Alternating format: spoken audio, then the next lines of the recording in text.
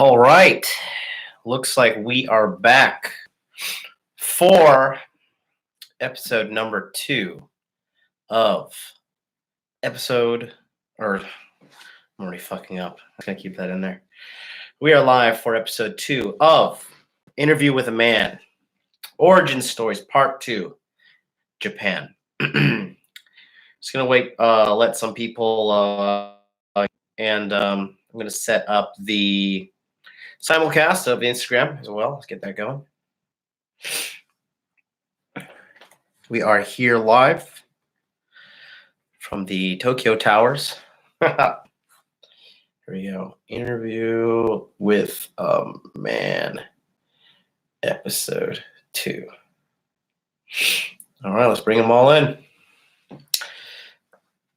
Thanks very much. Thank you very much. What up, Yummy? Let's get things going. All right. So my Instagram peeps are popping in here. Set this up right here. And let me see. Let me do something real quick.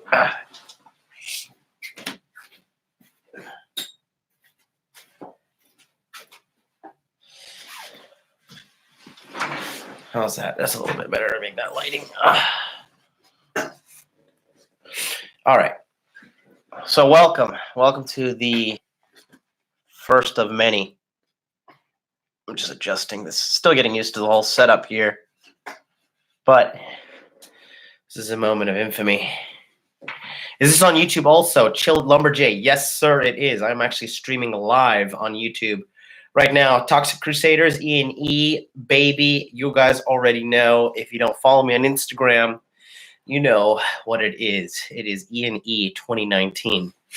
It's freezing in Tokyo. It's freezing super, super cold. I'm still getting my studio, set up, but I figured, hey, might as well just have it going. Get the show rolling, see who's interested, see who's not, and then, take it from here. We've already got 10 people watching, which is fucking blows my mind. We got Toxic Crusaders, we got Wasted John, what up, all the way from California. And we got Nerzen Jaeger, yo, and then we got people over here. Oh, Omar, hello, Jonathan. Yes, also in Paris, we have snow today. So, yeah, the authority stash is here and right on time. I've got to start a new school tomorrow, first day. So I got to go in there and set the tone right. Let me ask you, I want to make sure this, let me see if I can adjust this. I want to make sure that the audio quality is top there. Salute Modern Life Dating from Mr. Jackson. Caught the playback of the first episode yesterday. Yeah, thank you. I'm going to keep it up for now. Just so many people who don't know the show exists yet can kind of catch it and be part of it. And from there, figure it all out, making more pretty, or raise the production.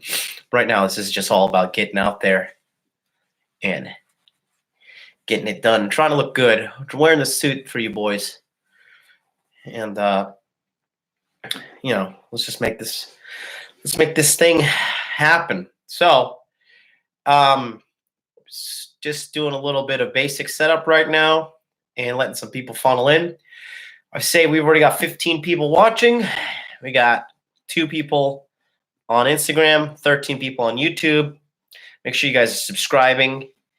And yeah, so let's get episode 2 of Interview with a Man underway. Let's adjust this. Let me fix this light. Sorry, guys. I want to make sure this looks good. Too vain.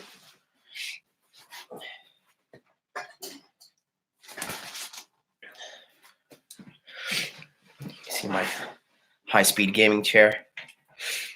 All right. Not bad. I got to get some more extension lights and everything. Okay, we got 18 people now. All right.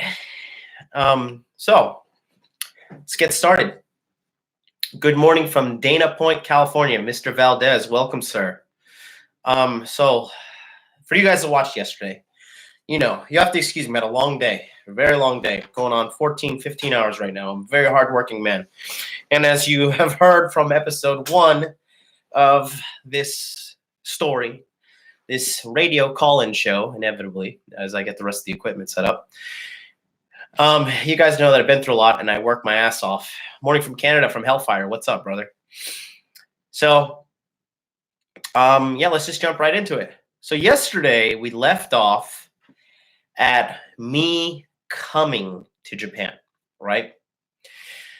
So the reason I wanted to come to Japan was I wanted a rite of passage for myself. And we talked about that in episode 1 yesterday. I'm not going to backtrack so much. For you guys that are interested, go check episode 1. You already know where it is. And you know where to find it. And it's completely free for now. So go check it out, soak it in, know who I am. So anyways, doing the whole working for myself, and I had the corporate job, I had the nightclub job, I had a couple of girls I was dating, I was in good shape. Everything was really just, it was on paper, it was where it was supposed to be. However, deep down inside in my heart, I just knew that I was just not happy. I was not happy with myself. I was not happy with the choices I'd made. I punked out for my dream, my challenge to myself to become a man. And that was making a rite of passage. So what a rite of passage is an ancient history, which is not too far ago actually, but in ancient times, more, barbaric times, if you would, that they would send men into some sort of trial to test his masculinity, to see if he's ready to become a man or if he was still a boy. So some Indian tribes would send a boy into the woods with an axe and it'd be like, you need to come back with the wolf's fur or you're not considered a real man, right? Mark, welcome to the show from Instagram. And, the boy had to go out there and he had to make a man out of himself. He had to make sure that he was worthy of a wife, of a place in the community, and a place in society. And that's what he did. And as a man, I was 26, had my own little business. I had a really good corporate job, worked in a nightclub that made me money and also got me ladies. Had it all set up, nice car, nice house, everything just to keep on going up. But I didn't feel good. And then you guys know what happened. One day in my cubicle, I just decided, fuck this. Fuck everybody who said I can't do it. I felt this deep, deep pressure inside my chest. And I was like, I have got to get out of this corporate shit and go after my dreams or I'm going to regret it for the rest of my life. Picked up my my jug of protein, picked up my protein shaker, head out the fucking door, quit. 9 months later, November 4th, 2012, I touched down for the first time ever in my life to Tokyo, Japan, in Narita Airport, with some good support from a best friend, family letting me live with them. As the time came for me to depart, I had to, separate all my belongings and everything, wait for the finalization of passports and whatnot to come through. And, finally, I was able to arrive in Tokyo, Japan. And I'll never forget, I arrived with $2,500 in my pocket, an apartment, and a job waiting for me. And the first thing I thought to myself when I got off the plane and looked around Japan, looked around Tokyo, saw everything in Japanese, saw all these Japanese people, saw everything. I let out a deep, deep sigh and I looked around and I was like, oh my God, this is the biggest mistake I've ever made in my entire life. I was fucking terrified. I thought to myself, I talk so much fucking shit and now I am here in Japan. I got no friends. I got no family, and I intentionally bought a one-way ticket, and I fucking destroyed everything behind me so I couldn't go back. I had no apartment to go back to. I had no car, nothing. Everything was gone. So I had to make this work. And the reason I did this is because, the story of Alexander the Great, when they sailed all of their ships to the enemy shoreline, And then Alexander got all of his captains of the ship together. He said, take everything off the ships, get all the people off, take all the food off, and burn the ships. So the captains went out and burned all the ships. They destroyed it, burned the ships to fucking shreds. There was no going back. So Alexander then assembled the army and he said, listen, we're not going home. All right. You're going to die or we're going to win this war. And they won the war. So that was my philosophy heading into Tokyo. And boy, oh boy, did I have a war to win in front of me. I just remember getting off that plane. And I was like, God damn it, I fucked up. I fucked up. Hellfighter said, how nervous were you, dude? It was like terrifying nervous. I'd never been to Japan before. I was 26 years old. I had $2,500 literally in my pocket in an envelope from fucking, what's that bank? It used to be Washington Mutual. Chase Bank now. And, you know, fucking Christ. Here I am with a suitcase of my shit, right? So the lady who arranged for me to arrive and arranged my hotel, she was not Japanese. And if you live in Japan and Miyahiro, hello, I am Japanese. I don't know if I believe that. Miyahiro, hello, I'm Japanese. Okay, whatever. Jacob, welcome to the game. Welcome to the show. So, you know, I came to Japan, and the lady who arranged my stuff for me, if you know anything about Japan, Japanese culture, Asian culture, she was Chinese. So the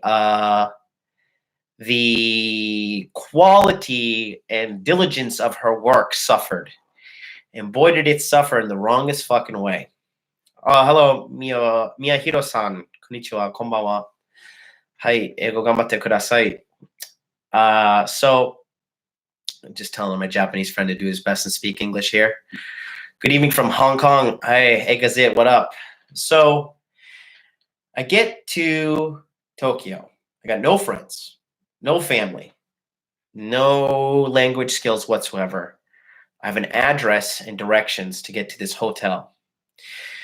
I get to my hotel. The guy drops me off, and it's like a long stay hotel. And I remember the guy dropped me off, and the hotel was closed on that day. Like they had certain check-ins, and the hotel was completely closed. And here I'm with a big suitcase, small suitcase, $2,500 in my pocket, lost in Tokyo, no cell phone, nothing. Remember, I had an iPhone, and luckily I kept the data plan going from United States. And Mutar says, good evening from China. Hello, Mutar. Welcome. Good evening from Tokyo. Got out of the taxi and started emailing this lady, and she didn't get back to me. So then I went to do you dislike Japan? My English level is elementary. これは絶対違う。日本大好きだよ。So then I got to a taxi, and I somehow finagled my way through the conversation to tell him, like, hey, just take me to a hotel. I had cash in my pocket. I just paid to this hotel just so I could have a roof over my head and some semblance of security, because I'd left everything I knew behind. I flew 15 plus hours to get to Tokyo, and here I am, 26 years old, lost, fucking completely lost in Japan. And it was a very fucking nerve-wracking, crazy fucking start to my journey in Tokyo. So, you know, that was just the beginning. So then I sent an email to the lady, and finally she was able to call me on the phone in the hotel and get everything sorted out. And I got checked into my place, and my life in Japan had begun. And you guys know I got my degree in psychology, and I was reading all about, you know, coming to Japan, and they're like, well, you're going to experience some culture shock. And I was like, culture shock, that's for the gays. I'm not going to get fucking no culture shock. I was like, this is going to be easy. This is going to be easy as shit. I'm not going to get no damn culture shock.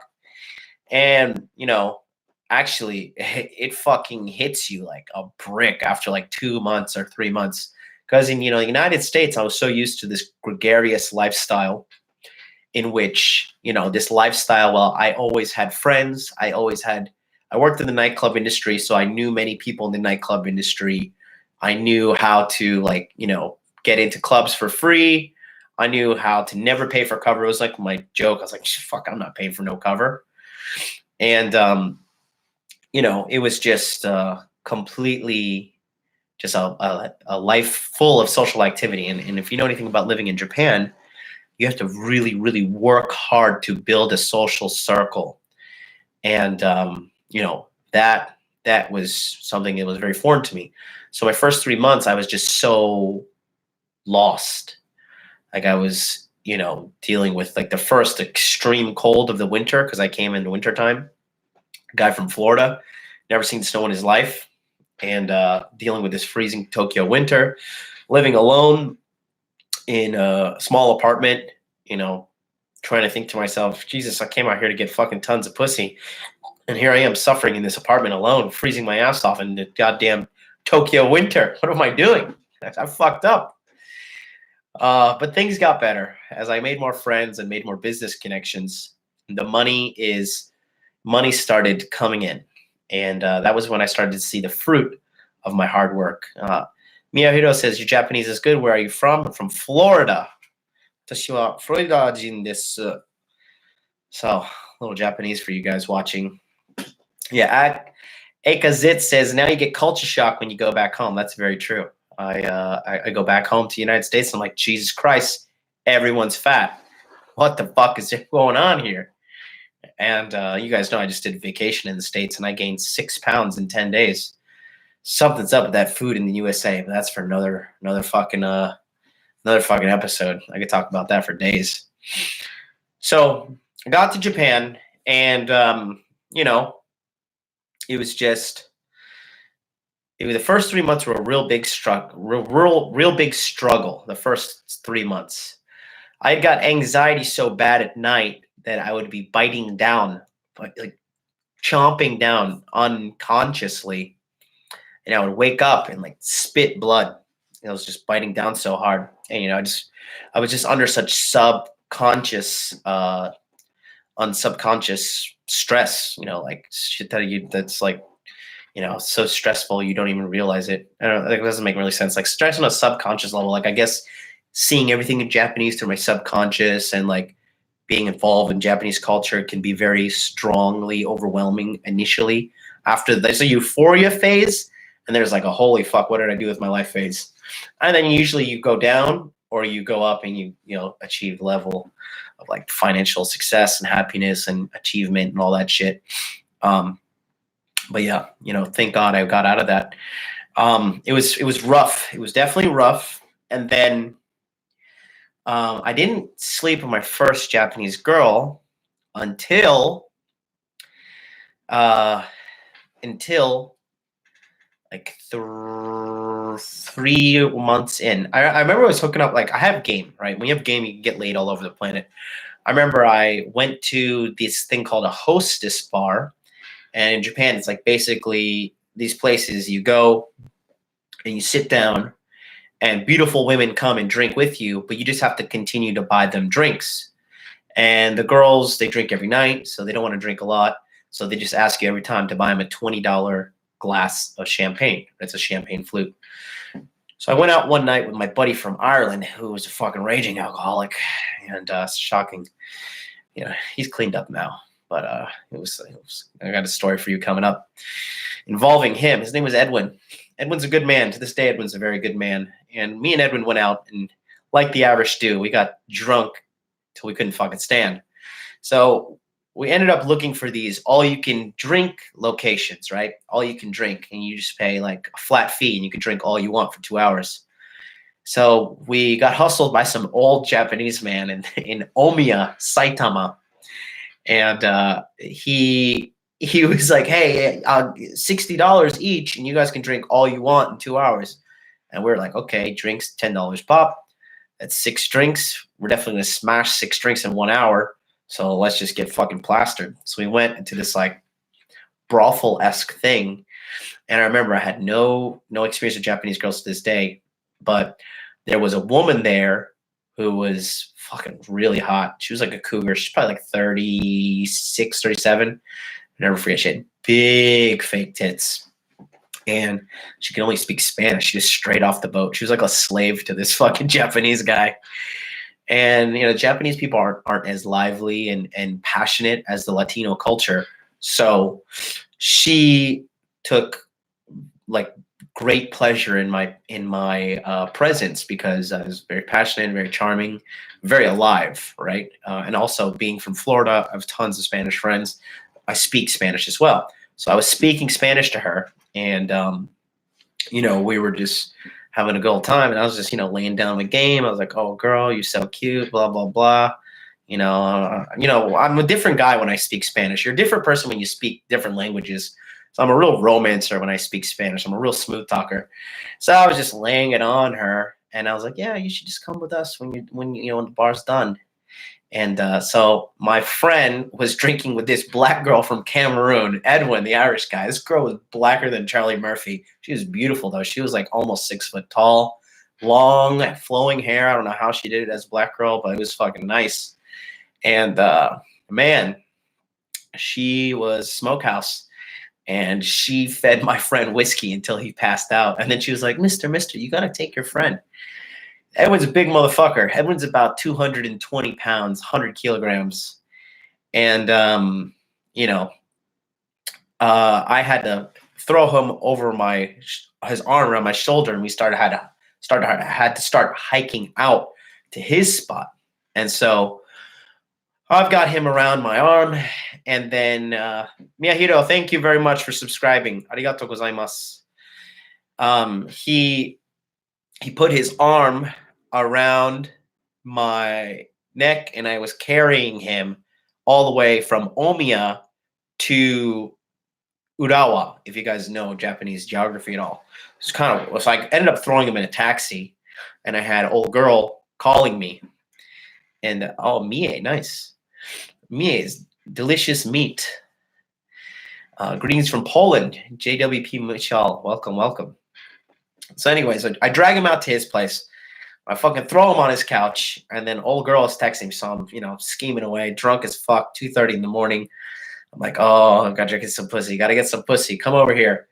And she came, and we ended up banging in my buddy's bed for him passing out drunk. And him passing out drunk had become quite the fucking story.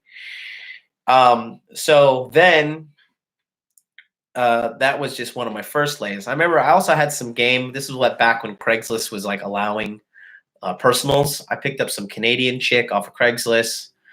I found some Japanese chicks. And this is why I think you guys should learn game as well. I was just walking home one day in Saitama, and I saw a cell phone on the floor. And I was like, oh, this belongs to somebody. So I picked it up, and then the phone started ringing. I was like, God damn, it's like the fucking Matrix.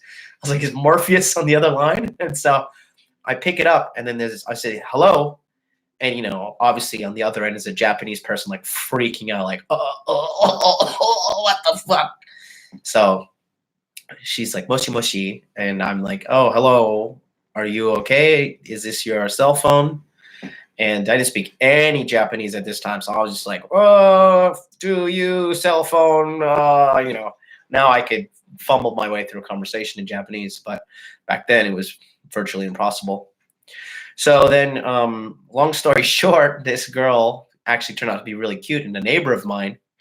And we ended up hanging out, and, we were cooking and having a good time. And I ended up getting a blowjob from her. So that was my first Japanese blowjob, all from being a good Samaritan, boys. It pays off to be a good man.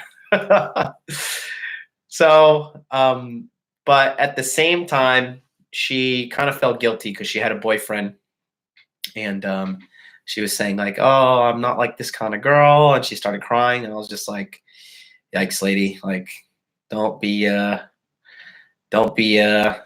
fucking, don't be shedding no tears on my dick, especially after you suck it. And so that was one of them. So then the first real Japanese girl that I started to have a relationship and actually sleep with was actually my former ex-girlfriend. Big mistake there, right? So what happened is, welcome Instagram users, got some black 29645 and white 8 ill. Welcome. So then I started going after this girl who worked in my company, right? But it was a strategic thing. See, I was seasoned in the game at this time. So she was in her last month at the job. She was moving to Hawaii. She got some job. And I was like, perfect. I bang this girl. And then she can just fucking disappear. And I don't have to worry about her ever again. So our relationship was a little turbulent at the beginning because in between breaks, in between lessons at the school I was working at, they typically want you to do like menial task in between lessons, like staple stuff or do whatever. And I just wasn't having any of that. So I always sat in the break room with suit on, feet on the table, laptop, headphones in, just watching, enjoying my life, right? I'm not some menial task kind of guy. Fuck that shit. And that was just my attitude. And especially after all the hell that company put me through coming there, I had a lot of trouble in my apartment and the bills and all that stuff, which they promised me that they were going to pay, but they ended up going back on that when I arrived. So I was kind of jaded with this company, but I was just like, you know what? Fuck it. I don't date, never again for me, MGTOW. Oh, if that's your thing, do what you got to do, brother. But just listen up and hear my story. I support MGTOW. I just I don't personally believe in swearing off women because I like the feeling of my raw penis inside of women moving around. You know, I'm sure there are other men out there who would agree with me. And so then I figured this girl was a good target, right? I said she's gonna disappear, and she'll take all her problems with her. So I remember I went out, took her out on a date because I asked her out, and she like kind of was like, "Oh, what the fuck?" Like she was a little thrown off. We were both about the same age. I was 26, she was 26 as well. She's a cute girl, and I remember I was just like, you know, trying to get over this hump and like learning this new dating culture. So I entered something that I call Spartan mode. And it's like you just eat the same food every day, which was like rice, broccoli, chicken. And I went to the gym 5 days a week and I didn't masturbate. So that really jacks up your testosterone, really jacks up your aggression. And you're like ready to get out there and kill it in business or in dating. This really helps you snap out of a dry spell. Get your ass into Spartan mode and you will fucking conquer.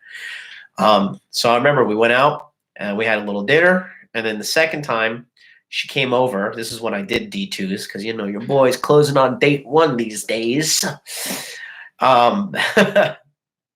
So I went out with her, and on date 2, we had a good old time at my place. I said, hey, you know, come on over. I'll cook for you, right? That's just my go-to. You guys know I do the cooking show on Instagram, Cooking with a Hot Dude, and I advise every man to learn how to cook. Because when you're in the kitchen cooking up a good meal for most of these girls who eat nothing but Uber Eats until they're 22, then they're fucking 300 pounds. Cooking these bitches some healthy food, showing them a little bit of more educated side of life. You know, you stand out as a man. You stand out as kind of like a teacher and a disciple to them. Valak, yo, good morning, Modern Life Team. Great first episode. It's a very, very interesting story so far. Thank you. Thank you. You're gonna love, if you catch all of today's episode, you're gonna love it. I'm gonna keep going. I got more energy in me. So anyways, so then she came over and your boy, I've just tore it up. I fucking tore it up. Val, what's up on Instagram? You know, I remember I was hanging out with her and I turned off the lights and lit some candles and I got all romantic with it. And she tried to shit test me. She's like, well, this is kind of creepy. I was like, well, you know, I'm not a creepy guy and I'm definitely not trying to hurt you or kill you. Like I said, I can turn this off and you can go home if you want. And she was just like, oh, goddamn, no, okay, just, sorry, take that back. I was like, that's right. That's right, bitch. Don't you ever deny me. And so I made that happen. And then we were just hanging out after dinner. We washed up and we were sitting next to each other.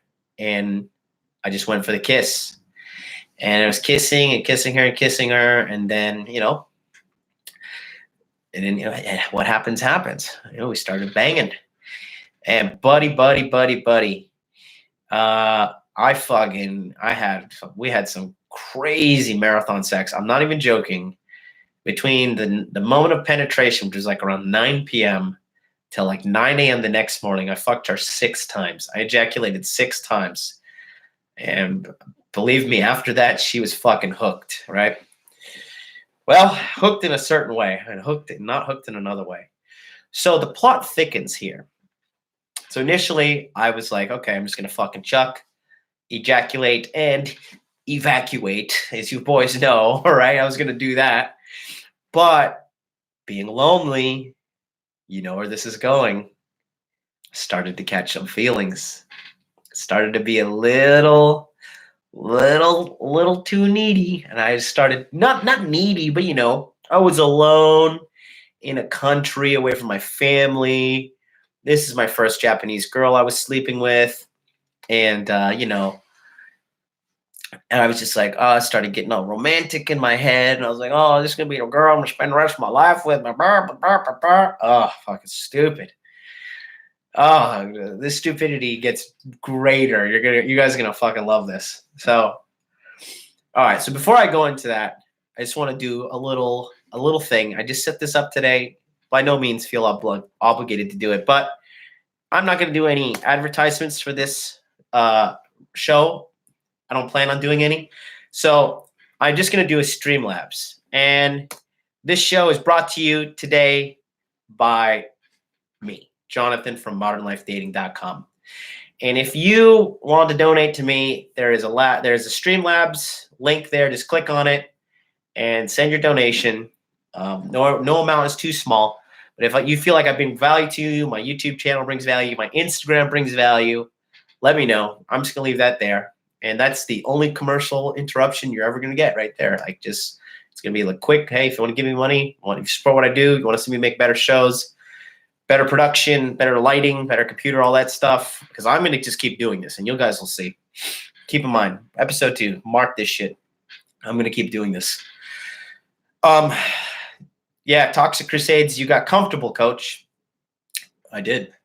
I was also vulnerable. I will never lie to you guys and pretend like I'm some all-seeing, all-knowing alpha. I actually hate those terms, alpha and beta. I just believe you're a guy that gets sex or you're a guy that doesn't.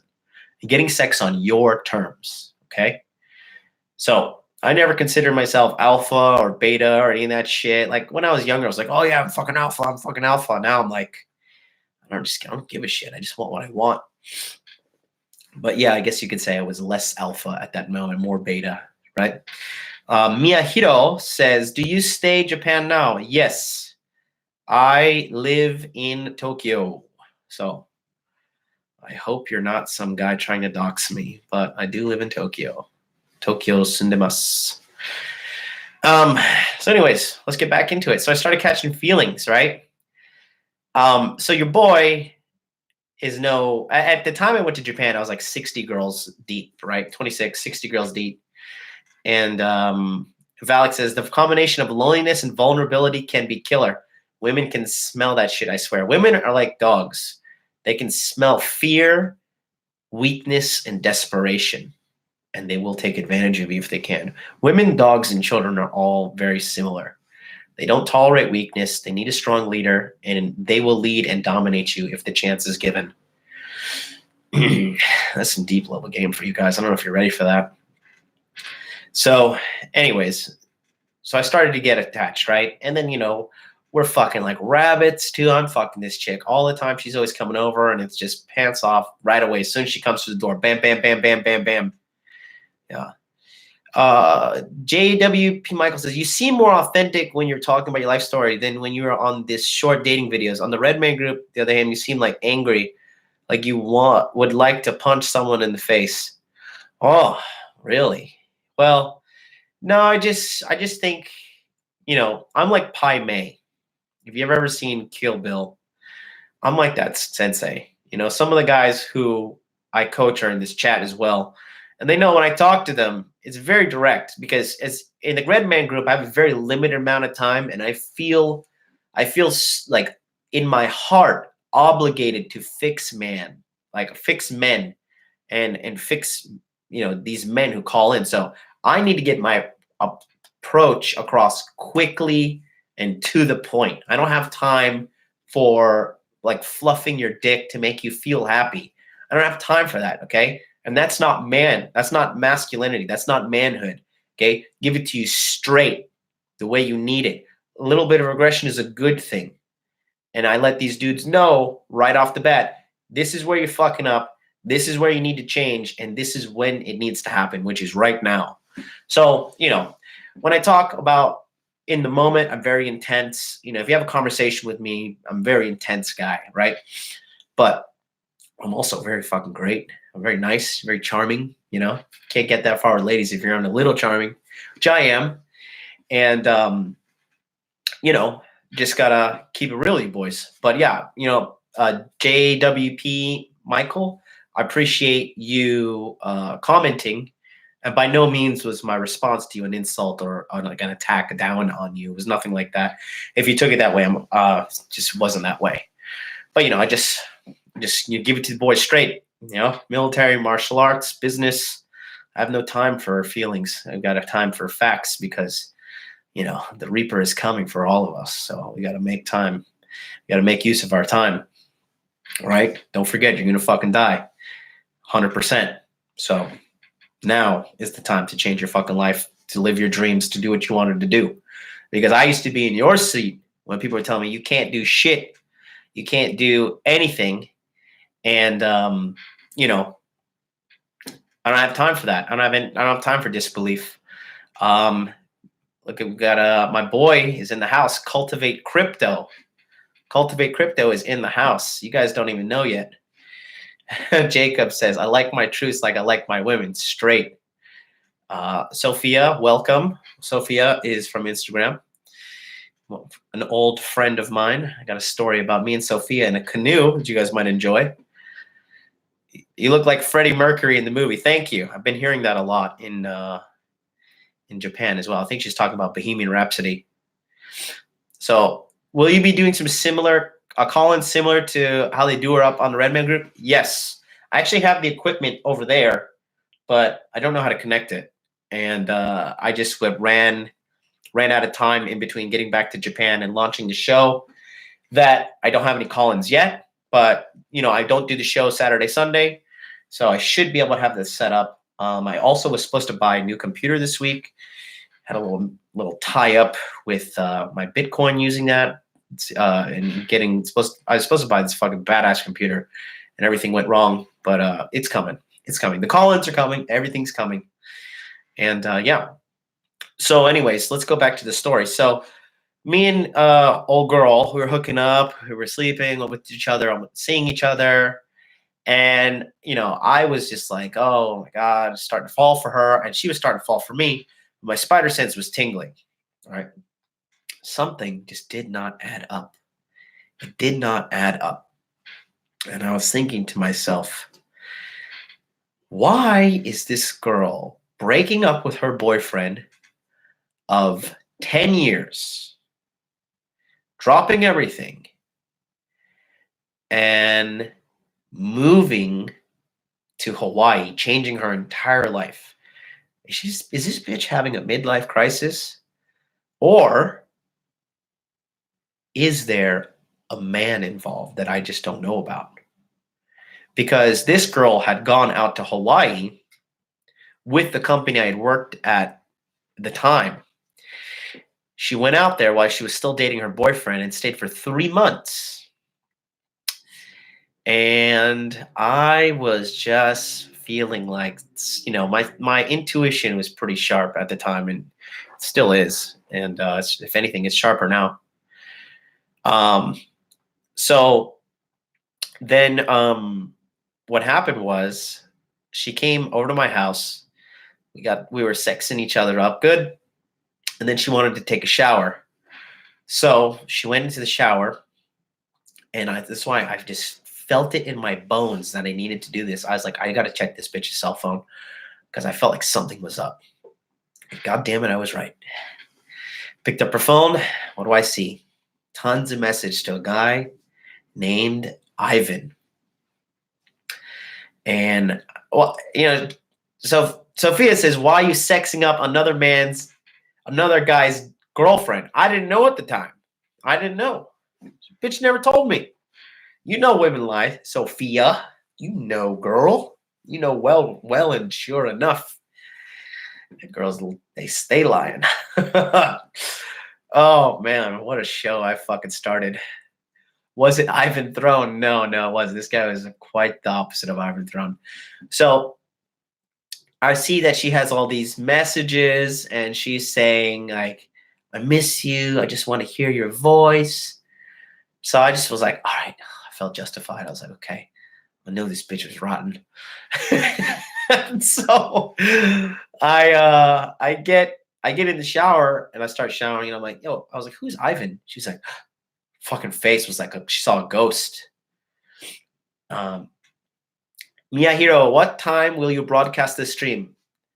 月曜日から金曜日まで10時. So from Monday to Friday, 10 p.m. Japanese time, 9 a.m. Eastern time. Miyahiro-sama, arigatou gozaimasu.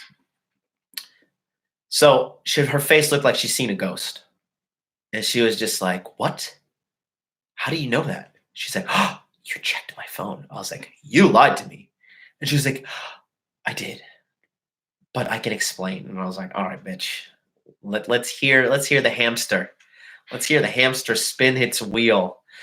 So we got into my bed and she was telling me everything of what was going on. And so she was like, well, when I was in Hawaii, I met this guy and we started dating for 3 months and I fell in love and I decided to change everything, sell my life and, change my life and move to Hawaii for him.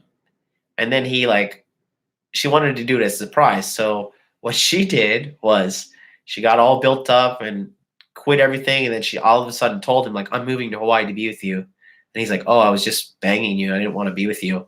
But she was still checking with him and, messaging him every day. And of course, Buddy was going to bang her when she went out there, right?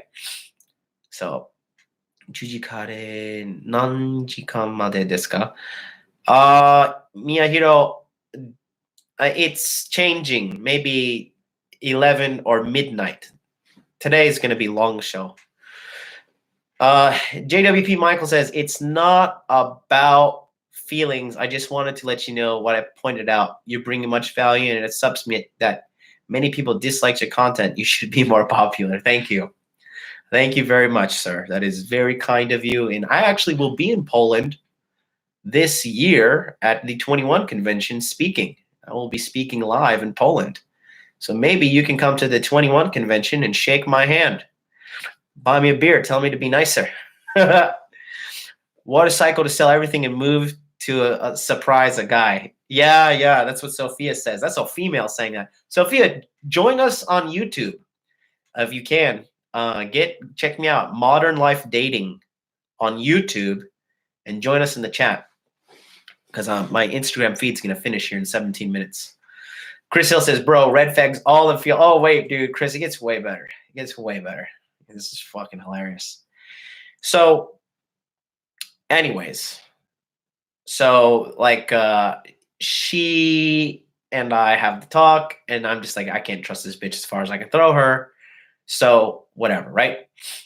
And what happened was we decided that we're going to do a long distance relationship. LOL. But I was not going to be faithful at all. Not going to be faithful for a fucking moment. And I wasn't. But I expected her to be faithful, god damn it. How dare you? How dare you, bitch? Don't you ever consider cheating on me. So we were doing our thing. And in April, at the end of April, I went with her to the airport and she went off to Hawaii, right? And we're going to do a long distance thing. So we did typical long distance things, Skype every day, Skype sex. She was lonely in the initial stages. So, it was all good. And I started, I was working at this English school where people learn conversational English. And so many affluent people go to these lessons in Japanese culture because it is very expensive to attend English lessons. You know, the average English teacher makes about $25 an hour, and that's on top of the company profit they're taking in order to pay you.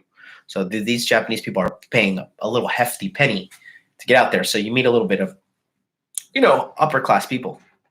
I remember I met this cute girl. She was 19, I was 27, and boy, oh boy, was she aggressive. She was just like, you know, after the class, she would hang around, be like, oh, hey, you know, you're so cool. You know, do you like drinking? I was like, oh, fuck yeah, bitch. I like drinking. What do you know about drinking? I know what you're doing. And so, you know, she was saying that, like, you know, oh, we should hang out sometime. So I hung out with her, and I did my typical trip, which is go out with a girl drinking.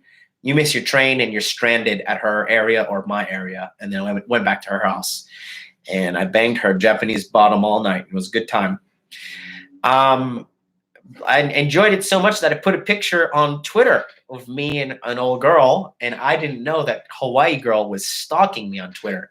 I don't know how she got my information, but believe you me, boys, if a woman likes you and you have social media, she will find every single account you have. She will watch every single photo you put up. She will read every comment. She will deep dive on your fucking history. She'll go back to 2004, to the start of Facebook, and be like, who is this girl who liked your post in 2006? You just have an army of girls that you just lead on and have sex with, and just they comment on your Facebook. That's my impression of a girl fucking spazzing out on you when she loves you. Oh, it's fucking hilarious because it's so true. Sophia, do you still teach? Yes, I do. Teaching tomorrow. Teaching a whole fucking day today. Christ, I look tired. Still going. So anyways, so she caught me. And then what do? I turned it around, and I was just like, oh my God.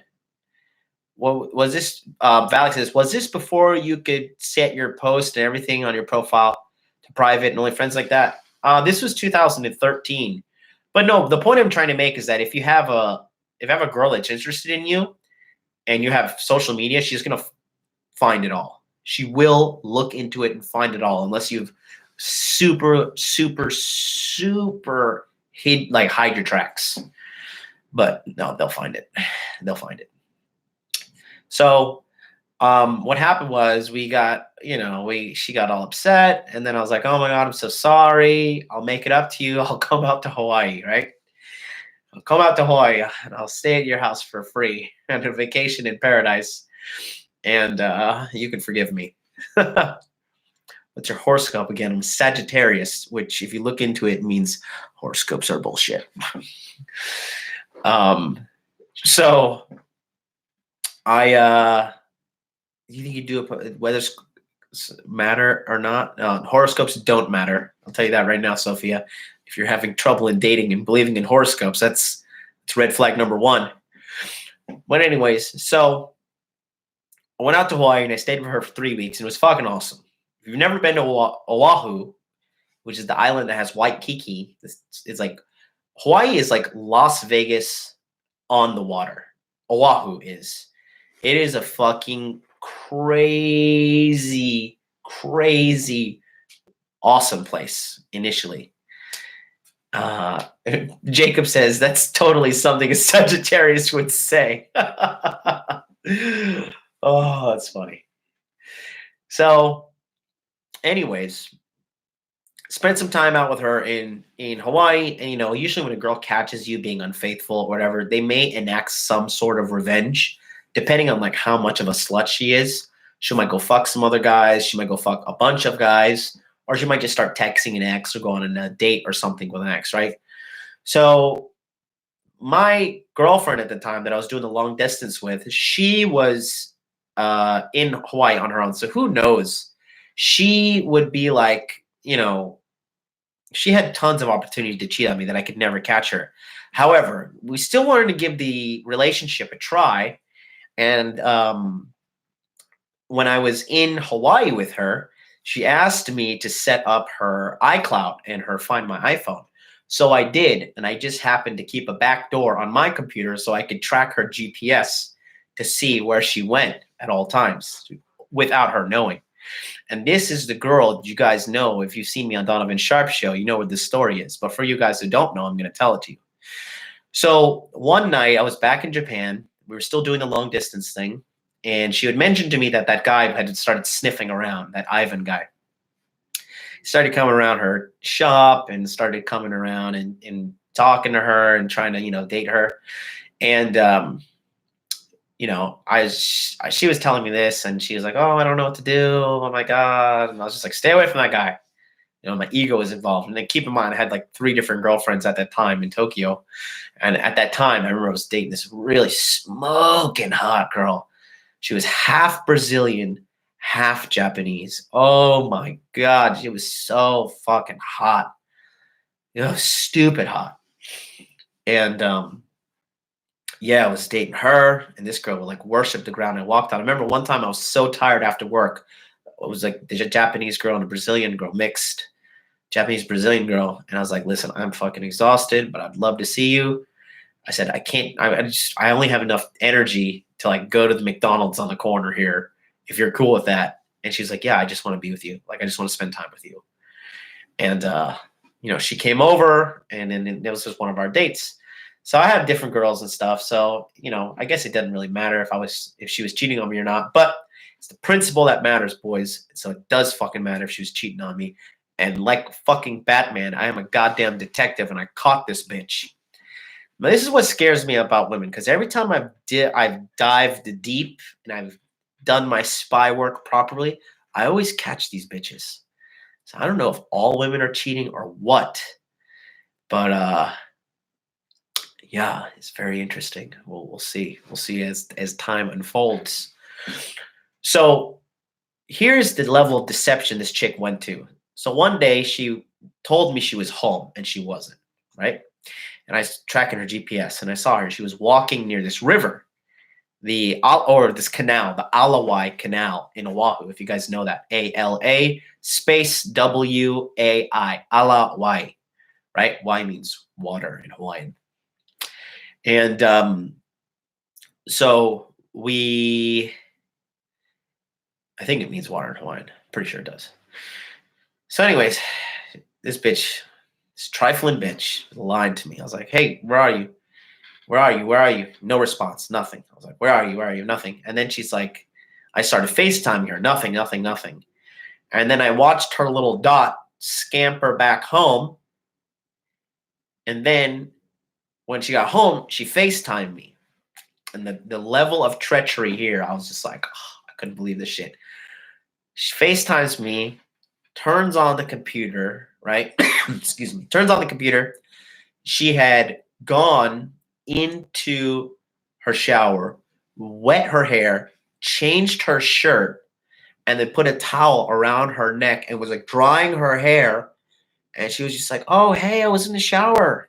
I didn't hear your calls or see your text messages.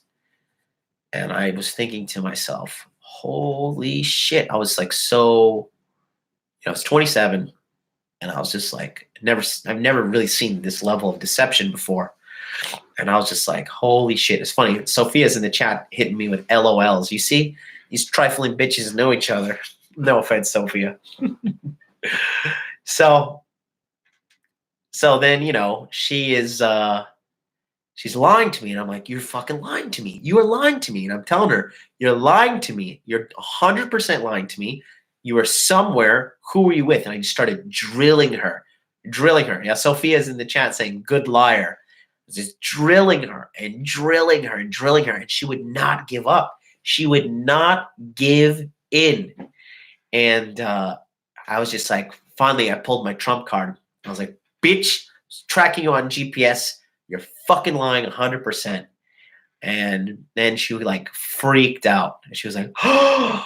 And in typical female fashion, you know what she did? She tried to flip the script up. She's like, I can't believe you're tracking me. You invade my privacy. Blah, blah, blah, blah. I was like, bitch, you're cheating on me, you whore. I was like, who are you meeting? And she was meeting the guy who was always hitting her up. And, I was just thinking to myself, I cannot believe this trifling bitch. And so I was so angry at the time. If you guys know anything about Find My iPhone, so I linked her phone and her MacBook Pro, everything to a remote server. And once you track these devices, you can play an alarm, you can lock them, or you can completely wipe the data on all of the fucking products. And I was angry, I was young. I fucking wiped that data like a fucking champ. I wiped the data off of her laptop. I wiped the data off of her. I wiped the data off of her fucking iPhone. Everything got locked down, and I was just like, "Bitch, you will remember. You will remember the day that you crossed me." I was just not to be fucked with. I'm not to be fucked with. I just wasn't having that. And we'd broken up, and I had my birthday time, and the Brazilian Japanese girl ended up like organizing like this little party for me, and I had a good old birthday time with her. She called out from work. She took me to a steak restaurant. We had tons of sex, and then my other girl, she's had money, and she was hanging out with me and spending money on me, and the 19-year-old, so. It was a good time. I had a good birthday, but I still had this bitch in my head, right? You guys get ready. Just bear with me, okay? Bear with me on this because I'm about to be sensitive with you for a moment. So out of nowhere, she hits me up a couple weeks later because I'm trying to hit up. I'm like, oh my God, I want to be with you. Get back with me. Blah blah blah blah blah. I'm sorry, I wiped your computer or whatever, right? And it is, that's the point of this radio show, is for you guys to learn from my mistakes.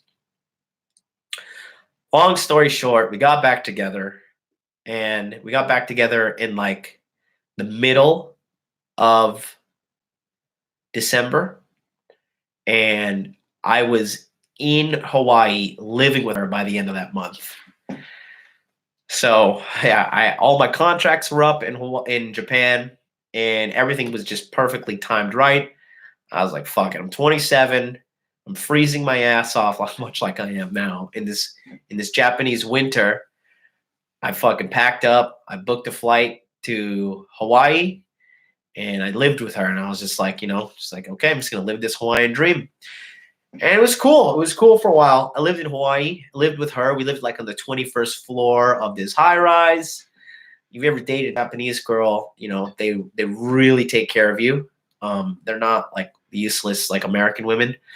And she was cooking, she was cleaning, she was just hitting me up like, honey, you want this for dinner? You want that? You want a massage? I just want to be with you. You're my only one, blah blah blah. And I lived with her every day. So, it was interesting time. It was cool.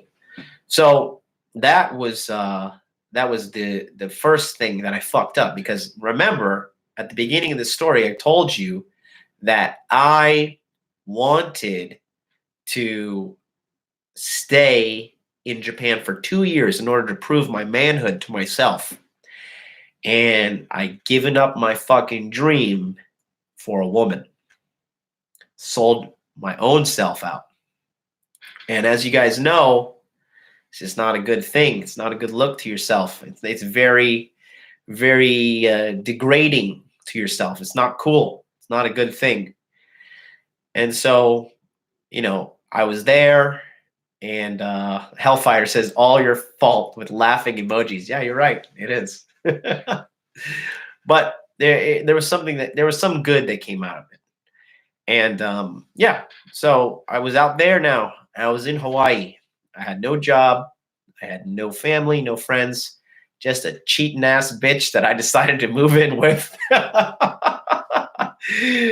And oh man, when Mr. Jackson says, when did you realize it? When did I realize what?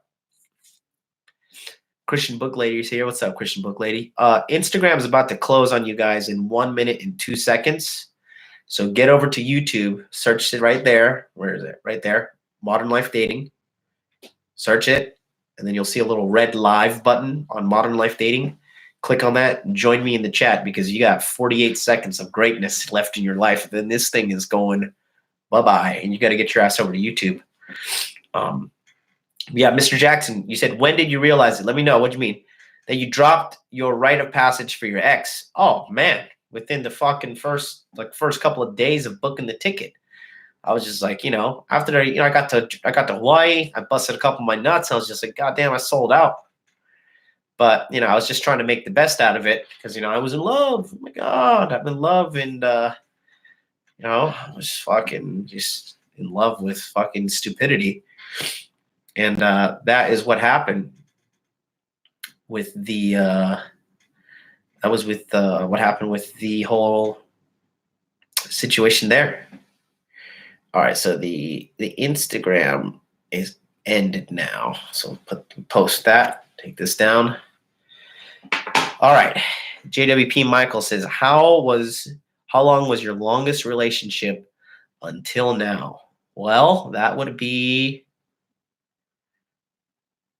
let's see, 1, 2 years? Do fuck buddies count? Yeah. About 2 years. 2 years. No woman can ever hold me down, bro. I'm just an animal. Just a fucking animal, bro. That's just one thing I know for sure. I'm a goddamn animal. Do you go mode 1 usually? Bro, I stay going mode 1. Mode 1 is I've been going mode 1 before a fucking dude wrote a book about it. Just why not? Just you'd be surprised how refreshing it is to be openly transparent with what you want sexually to chicks. A lot of girls eat it up. Let's see. Christian Book Lady's here. What's up? Musa Kazosi says, do you want to have kids in the future? Fuck yeah. I want to have a fucking army of boys. Akazit, Maroon 5 wrote a song about you, animals. That's cool. I don't listen to too much Maroon 5 except for like the mainstream shit that gets put in my head through residual contact in the stations and the public with normies. So anyways, that's going to do it. That's going to do it. That's going to do part 2. And we're going to can it right there. So thank you guys for watching. Tomorrow, we're going to discuss the origin story, part 3. You might be noticing a theme this week.